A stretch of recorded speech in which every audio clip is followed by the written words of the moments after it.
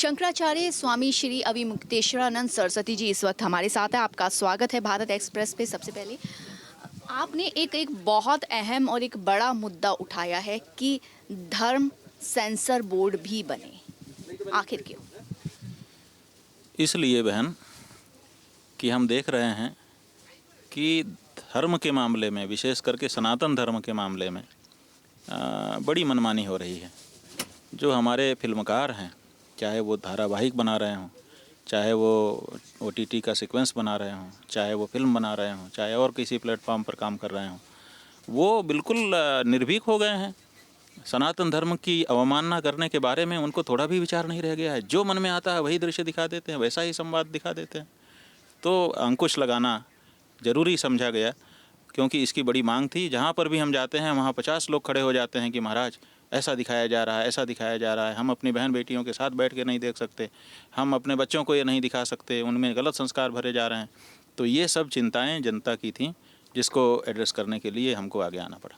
तो किस तरीके का ये जो धर्म सेंसर बोर्ड है, किस तरीके का होना चाहिए, किस तरीके की इसकी रूपरेखा एक तरह से होनी चाहिए? अब देखिए, कम से कम हम तो ये समझते हैं कि इसको, धर्म सेंसर बोर्ड को, इतना काबिल होना पड़ेगा कि इसके पास अच्छे विशेषज्ञ हों, इसको अच्छी परख हो, और जब शिकायत आए कि ये दृश्य चुभ रहा है तो उसको ठीक से गहराई से देख सकें और देख करके इस बात का निर्धारण कर सकें कि हाँ, ये आपत्तिजनक है। और फिर उसका विरोध करने के लिए तो फिर एजेंसी रहेगी। साथ ही एक ऐसी अच्छी गाइडलाइन इनके द्वारा जारी होनी चाहिए जिसको निर्माताओं, निर्देशकों को उपलब्ध करा दिया जाए, ताकि वो पहले से ही सजग रहें, जागरूक रहें कि हमको ऐसे दृश्य आगे नहीं बढ़ाने हैं। इतना तो इनको होना पड़ेगा। महाराज जी, आपको लगता है कि जो अभी फिल्मों के लिए जो सेंसर बोर्ड है, OTT पे तो हालांकि कोई नहीं इतना सेंसर बोर्ड का चलता, लेकिन जो अभी सेंसर बोर्ड फिल्मों के लिए है, क्या वो नाकाफ़ी है इस चीज़ के लिए कि धर्म से रिलेटेड कुछ ऐसा विवादास्पद चीज़ें दिखाई जाती है, वो उसके समझ से बाहर रहती है? समस्या ये है कि जो सेंसर बोर्ड है उसमें धार्मिक दृष्टिकोण रखने वाला कोई सदस्य ही नहीं है। हम लोगों ने कई बार ये मांग की अलग अलग तरह से कि आप उसमें एक धार्मिक दृष्टिकोण वाले व्यक्ति को बैठा दीजिए, ताकि वो कम से कम धर्म की दृष्टि से चीज़ों को देखता चले जिस समय आप लोग देखते हैं।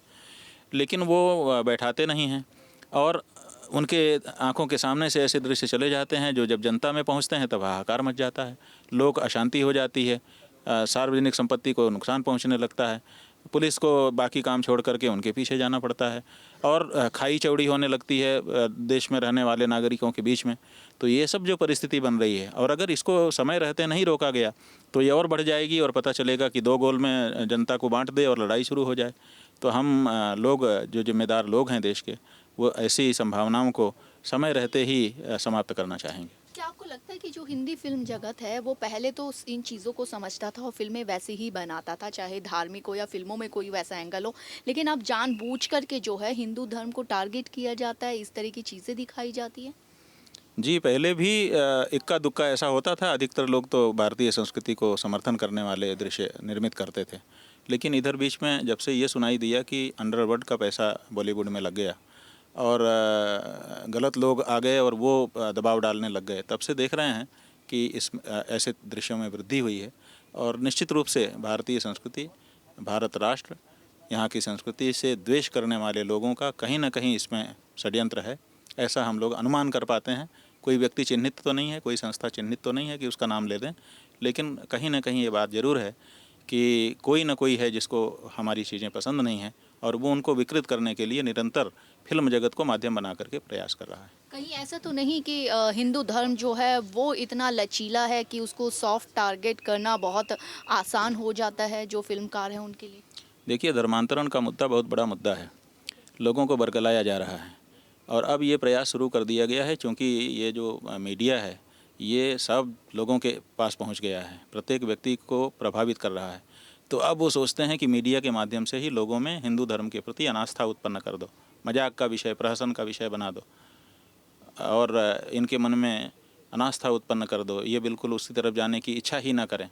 तो उसी के लिए ऐसे दृश्यों की भरमार कर दी गई है, जिससे सचेत रहने के लिए अब हम लोगों को खड़ा होना पड़ रहा है। आज की नई जनरेशन जो है, जब हम बात करते हैं एक हिंदू राष्ट्र बनाने की या उसकी और अग्रसर होने की, तो क्या लगता है कि ये फिल्में इस तरह की, खासतौर से जो ओटीटी पे जो दृश्य आ रहे हैं, वो कहीं ना कहीं मानसिकता विकृत करते हैं नई जनरेशन की। उससे इस राह में कहीं ना कहीं रोड़ा अटकता है, जो हम हिंदू राष्ट्र की बात करते हैं या सनातन धर्म की बात करते हैं। जी बिल्कुल, यही तो चिंता है और इसी चिंता को दूर करने के लिए, और जो हमारा भारत का सेंसर बोर्ड है उसका ओटीटी पर कोई नियंत्रण ही नहीं है, जबकि सबसे बड़ा प्लेटफॉर्म इस समय ओटीटी का बन चुका है। मनमाने ढंग से उस पर रोज़ नई नई प्रस्तुतियाँ की जा रही हैं और लोग उसको देख रहे हैं, तो लोगों के मन को विकृत किया जा रहा है। भारतीय संस्कृति, भारतीय धर्म के प्रति नफ़रत उनको सिखाई जा रही है और ये बड़े पैमाने पर होने लग गया है।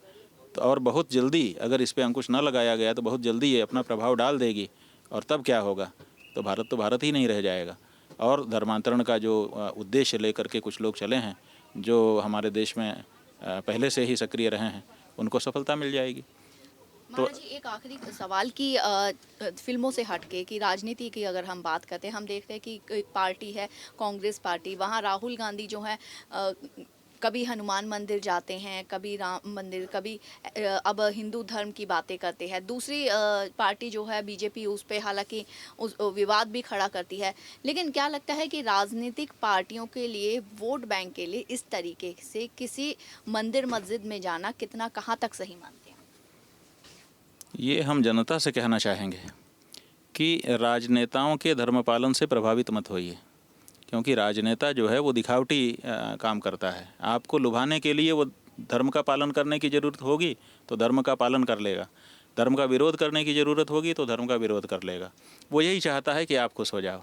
तो आपको जिसमें खुशी हो, गंगा गए तो गंगानाथ, गंगाराम, और यमुना गए तो यमुना राम हो जाते हैं। तो ऐसी परिस्थिति में उनके धार्मिक मामलों के लिए आप धर्माचार्यों की ओर देखिए, धार्मिक मामलों के लिए राजनीतिज्ञों की तरफ नहीं, राजनीतिक मामलों के लिए राजनीतिज्ञों को देखिए। आप राहुल गांधी से पूछिए, आप दूसरे किसी से पूछिए जिसका भी प्रसंग हो, कि आप ये बताइए देश के लिए क्या कर रहे हैं, समाज के लिए क्या कर रहे हैं, विदेश की नीति क्या है, आर्थिक नीति आपकी क्या है, सामाजिक नीति क्या है, ये बताइए। आप किस मंदिर में जाते हैं, किस मस्जिद में जाते हैं, इससे हमको कोई लेना देना नहीं है।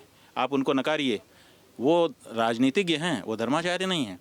तो धर्म के मामले में धर्माचार्यों से आप सीखिए, समझिए, और राजनीति के बारे में उनसे चर्चा करिए। अगर आप उनको भी, उनकी भी धार्मिक बातों को स्वीकार करने लगेंगे तो उनको धर्म का ज्ञान तो है नहीं, वो तो दिखावटी धर्म कर रहे हैं और पता चला कि आप फंस जाएंगे।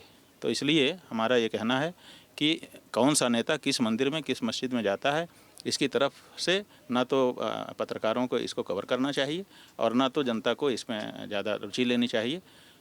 उनसे केवल राजनीतिक प्रश्न पूछे जाने चाहिए कि राज कैसे चलाओगे, जनता को सुखी कैसे करोगे।